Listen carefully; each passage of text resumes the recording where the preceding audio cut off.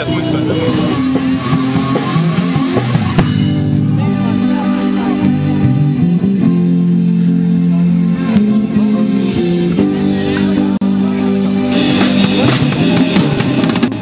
Nežinau, kiek ta šventė tobulėja, bet muzikantai tikrai tobulėja, matot, kad vis jaunesni ateina muzikuoti gatves.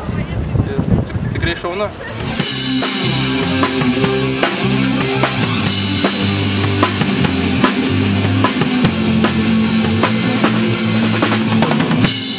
Tokių grupių pradedančiųjų gali išpopuliarėti tokiais atvejais.